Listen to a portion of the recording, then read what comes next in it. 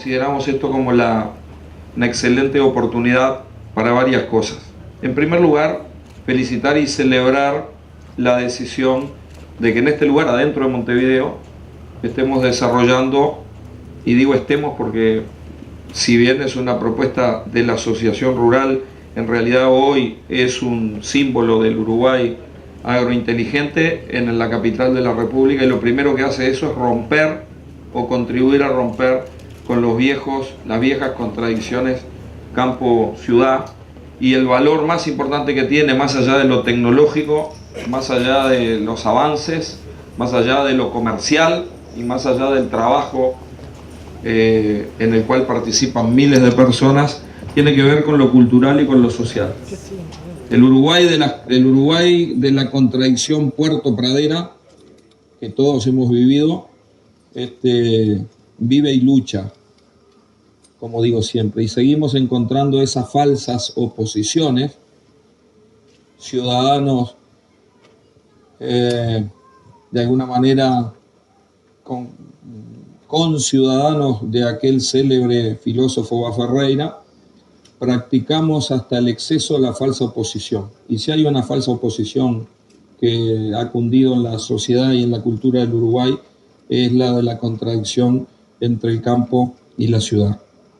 Yo creo que una de las cosas más importantes que tiene esta exposición es contribuir a romper con eso y al mismo tiempo construir lazos de integración social, de integración regional y de integración económica. Desde el punto de vista tecnológico, no voy a abundar en lo que seguramente recorriendo la exposición todos van a poder apreciar. En lo que tiene que ver con la ganadería, a la tradicional y primera innovación tecnológica en la historia del Uruguay moderno, que fue la genética, y por eso el Prado, lo digo cada vez que voy a inaugurar el Prado, pues el mejoramiento genético es el símbolo de la primera innovación tecnológica en la historia económica del Uruguay. Se vienen agregando las necesarias innovaciones en otros campos de la ciencia y en otros campos de la economía que tienen que ver con la construcción de competitividad.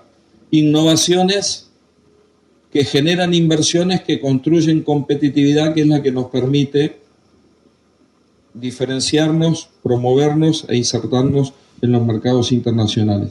¿Cuánto de ello podremos ver aquí en materia de producción animal, en materia ya sea de carne o de leche, como también de producción vegetal, producción forrajera, y lo que normalmente no visualizamos como un sector exportador, que lo será, en más o menos tiempo y en más o menos medida lo será, porque Uruguay viene desarrollando sistemas de producción vegetal intensivo, me estoy refiriendo a frutas y algunas hortalizas, que tienen en el mercado regional y en el mercado internacional posibilidades de comercialización mucho más difíciles que la de la carne y de la leche, pero que son posibles en la medida que levantemos algunas restricciones que están de la portera para afuera.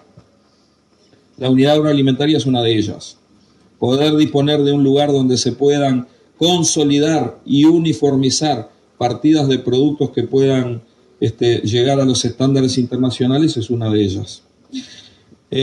Lo siguiente que quiero decir es que esta es aprovechando la oportunidad de comunicar, que reiterar una vez más lo que mencionábamos ayer en el lanzamiento del Sistema Nacional de Información Agropecuaria, un potente sistema de información que promovimos desde hace 5 años, que hemos financiado en su articulación, en su diseño, en su estructuración, con un financiamiento del Banco Mundial, pero que involucra a 32 instituciones de este país. Esa potente plataforma en capas sucesivas de información geográfica que nos va a poder permitir integrar productividad forrajera con productividad animal, historia de producción, productividad con clima, trazabilidad de los animales con sistema de sanidad, etcétera, etcétera, etcétera. Alguna vez dije a modo de ejemplo, y lo reiteré en la Expoactiva hace un mes, hoy vendemos un campo con un título de propiedad y un plano de mensura. Dentro de 15 o 20 años vamos a vender un campo con una historia clínica de lo que ese campo produjo, qué aplicaciones de agroquímicos tuvo, cómo respondió frente a diferentes situaciones climáticas, cuántos kilos de carne produjo, cuánto pasto produjo porque lo monitoreo con un satélite. ¿Y por qué digo que dentro de 15 años esa va a ser la realidad? Porque el activo más valioso que tiene este país, después de su gente, el activo más valioso que tiene este país es su campo, es su tierra. El proceso de transformación económica más profundo de los últimos 100 años de historia del Uruguay tuvo que ver con la valorización de la tierra en los últimos 10 años. Simplemente hagan la cuenta. ¿Cuánto valía la tierra, valor de mercado en el año 2004, dividido PBI, y compárenlo con lo que vale hoy, dividido PBI, y nos vamos a asombrar? Y cuando hacemos la cuenta de cuánto invertimos en investigación, también nos sorprendemos. Es decir, Uruguay está en el medio de la tabla de los países de América Latina, del medio para abajo, cuando comparamos inversión en investigación sobre PBI nacional. Pero encabeza por lejos la tabla cuando dividimos investigación agropecuaria dividido PBI agropecuario. En un PBI agropecuario que se ha multiplicado fuertemente, seguimos teniendo 2,1 de investigación. Y en esa investigación no solamente están las decisiones tomadas desde la órbita pública, sino que acá hay varios. Las 3 o 4 primeras filas están representadas por gente que participa o ha participado en el cogobierno de institutos públicos no estatales que tienen que ver con la investigación, o institutos sectoriales como el INAC o como el INALE o como el INAVI. Ese país, con ese activo institucional, tiene solamente un destino: crecer y desarrollarse si somos capaces de cumplir adecuadamente algunos de los factores que están listados en la política planificada en 5 ejes estratégicos. Competitividad e inserción internacional. Nosotros no vamos a crecer vendiendo hacia el mercado interno. Podemos crecer en la granja. Tenemos una ley de granja dando vueltas por ahí que tiene entre sus objetivos aumentar el consumo interno en el país. Pero fuera de los productos de la granja, el mercado interno no absorbe más producción. Ya comemos 96 kilos de carne por persona, entre todas las carnes. Ya tomamos leche fluida o sus derivados, 224 litros de leche por persona. Por lo tanto, nuestro crecimiento es el mundo de 9.000 millones de habitantes, y dentro de los 9.000 millones, consumidores con altos estándares de exigencia, que es a ellos a los que tenemos que aspirar. Ese mundo requiere que seamos eficientes en la construcción de una inserción internacional inteligente, proactiva, que responda rápidamente a los problemas que el comercio de alimentos tiene. Hace unos días tuvimos uno y ya hemos respondido y está resolviéndose. Lo vamos a seguir teniendo porque estamos hablando de biología. No estamos hablando de cosas que se hacen bajo techo y que dependen de aspectos mecánicos. No lo quiero minimizar su campo de acción, señor intendente, pero es esto es mucho más complejo que hacer tornillo. El segundo es el de la intensificación sostenible. No vamos a crecer si no estamos completamente convencidos de que el pan que generamos hoy no es hambre para mañana. Y eso tiene que ver con un uso responsable de nuestros recursos naturales. Lo digo hasta el cansancio. Ni tampoco vamos a lograr el éxito si no construimos instrumentos de adaptación al cambio climático que nos genera un mes una sequía y al mes siguiente una inundación, teniendo históricamente una variabilidad climática alta, pero mucho más alta en los últimos años. Adaptación al cambio climático es tener sistemas de información que nos permitan generar instrumentos de cobertura de riesgos para transferirle el riesgo de un productor a una compañía de seguros. ¿Cuánto de lo que lanzamos ayer como plataforma de información, Sistema Nacional de Información Agropecuario, tiene que ver con adaptarse al cambio climático? Y tampoco lograremos el éxito, al menos en términos sociales y económicos sociales, si todo eso no lo hacemos considerando la perspectiva de los pequeños y medianos productores. Vengo y tuve que reagendar. Vengo de la Comisión de Constitución y Código del Parlamento de defender la ley de abigeato que promovimos. La ley de abigeato no hay que analizarla desde el punto de vista de la coherencia entre la pena que se propone, incrementada por cierto, y el valor de la propiedad que se protege. La ley de abigeato hay que concebirla como una señal clarísima que deben recibir los 13.500 productores de ovinos que tienen menos de 200 o 300 ovinos y que tienen en el ovino la oportunidad de promoverse y de desarrollarse con una actividad que tiene las proteínas rojas de mayor demanda y de mayor valor en el mundo, en un país que está haciendo esfuerzos para acceder a los mercados de carne ovina con hueso, pero que no va a ser posible si el individuo que es un asalariado rural o que trabaja en otra actividad y tiene al ovino como un complemento, o el pequeño productor que tiene 300 o 400 ovejas, no está protegido. No estamos protegiendo al gran capital. Por cierto, que tampoco entramos en la contradicción del gran capital. El Uruguay puede y debe integrar del mismo derecho. Dije una vez y me han pegado como loco cuando dije que el derecho de las ovejas no estaba por debajo de los perros, y alguna prensa interpretó que yo quería matar los perros, pero sigo diciendo lo mismo: el derecho de las ovejas no está por debajo del derecho de los perros.